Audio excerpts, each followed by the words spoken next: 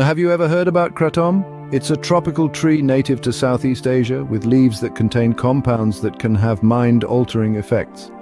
This fascinating plant goes by the botanical name Mitragyna speciosa, a moniker reflecting its unique nature and the complexity of the compounds it contains. Kratom naturally flourishes in the lush rainforests and humid climates of countries such as Thailand, Malaysia, Indonesia, and Papua New Guinea. It's interesting to note that Kratom is part of the coffee family, known as Rubiaceae, which is a testament to its stimulating properties. In its native regions, Kratom isn't just a plant, it's steeped in tradition, serving as an integral part of the local culture and medicine. It has been used for centuries for its therapeutic properties and is deeply ingrained in the fabric of society. Kratom isn't just a plant, it's a part of traditional medicine in its native regions.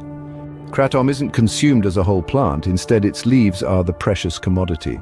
The magic of Kratom lies within these leaves, rich in active ingredients known as alkaloids. These alkaloids are the main reason for the plant's therapeutic effects. Let's delve into the process of deriving Kratom. The traditional method involves the locals in Southeast Asia, where the plant is indigenous, plucking fresh leaves and chewing them directly. This method, while effective, is a bit rustic and not suited to our modern sensibilities. In the contemporary world, the process of deriving Kratom from its leaves is more refined. The leaves are carefully plucked, ensuring only the mature ones are chosen. These leaves are then dried either in the sun or indoors. The drying process is crucial as it affects the final product's potency. Once dried, the leaves are ground into a fine powder, making it easy to consume in various forms such as capsules, tea, or even mixed with food. Now, not all Kratom is the same.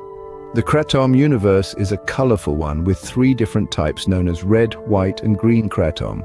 These aren't different species, but the differentiation comes from the color of the veins running through the leaves. Each type has a unique profile of effects, with red being more sedative, white being more stimulating, and green falling somewhere in between. The red Kratom leaves are picked later in their life cycle, resulting in a higher alkaloid content. The white leaves, on the other hand, are harvested early when the alkaloids are less potent, resulting in a more stimulating effect. The green leaves are harvested in between the red and white stages, giving it a balance of both worlds. So, there you have it, the journey of a Kratom leaf, from a tropical tree in Southeast Asia to a finely ground powder consumed around the world. Whether chewed, brewed, or ground into powder, Kratom has been used for centuries. Kratom isn't just a plant, its uses vary widely. This humble leaf, native to Southeast Asia, has been utilized in traditional medicine for centuries, known for its pain-relieving and mood-enhancing properties.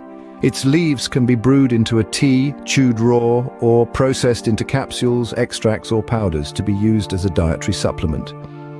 In lower doses, Kratom acts as a stimulant. The users have reported increased energy, alertness, and sociability. It's akin to having a cup of strong coffee, but with a natural touch. On the flip side, larger doses of Kratom take on a different character, acting as a sedative. With its calming and soothing effects, it's been used to ease symptoms of anxiety, depression, and even chronic pain. Beyond its traditional and recreational uses, Kratom has also sparked the interest of the scientific community. Researchers are delving into its potential medicinal applications. Preliminary studies suggest that Kratom might hold the key to developing new treatments for a variety of ailments. For instance, its pain-relieving properties could make it a potential alternative to traditional opioids, with the hope of reducing the risk of dependency. Its mood-enhancing effects are also being examined for potential use in treating mood disorders. However, it's important to note that Kratom isn't a one-size-fits-all solution. The effects can vary greatly from person to person, and it's crucial to approach its use with care and consideration. It's also worth mentioning that while Kratom is legal and widely available in many parts of the world, it's not without controversy. Concerns about safety, potential for abuse, and lack of regulation continue to fuel debates among scientists, policymakers, and users alike. In conclusion, Kratom serves as a testament to the extraordinary complexity and potential of natural substances. From its roots in traditional medicine to its potential future in scientific research, Kratom continues to intrigue and inspire. Though it's not without controversy, Kratom continues to be a topic of interest for many. So what have we learned about Kratom? We've journeyed through the tropical landscapes of Southeast Asia, where the Kratom tree or Mitragyna speciosa originates. This evergreen tree, a relative of the coffee plant, has been a part of traditional practices for generations, with locals chewing its leaves or brewing them into a tea. We've delved into the intricate process of deriving kratom. The leaves of the kratom tree are harvested, dried, and then ground into a powder. This powder, which can range in color from green to red to white, is the form of kratom most commonly found on the market. We've also explored the various uses of kratom. Traditionally, it's been used for its stimulant effects and to help laborers endure long hours of physical work. Today, it's also used recreationally for its psychoactive properties and purportedly to alleviate symptoms of certain health conditions. However, it's important to remember that the legal status of kratom varies worldwide. In some countries, it's accepted as a dietary supplement. In others, it's controlled or outright banned. Therefore, it's crucial to be aware of the legalities in your region before considering kratom use.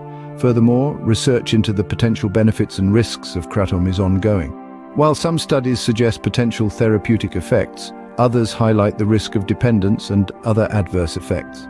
The scientific community thus remains divided, and conclusive evidence is yet to be found. We've learned that kratom is a complex substance with a rich history and varied uses, but as with any dietary supplement, it's essential to approach with caution. Kratom's effects can vary widely depending on the dosage and individual factors, and its long-term effects are not fully understood. Whether you've heard of kratom before or it's entirely new to you, it's clear that this tropical tree holds more than meets the eye. As always, when considering any dietary supplement, it's important to do your research and consult with a healthcare professional. Damn.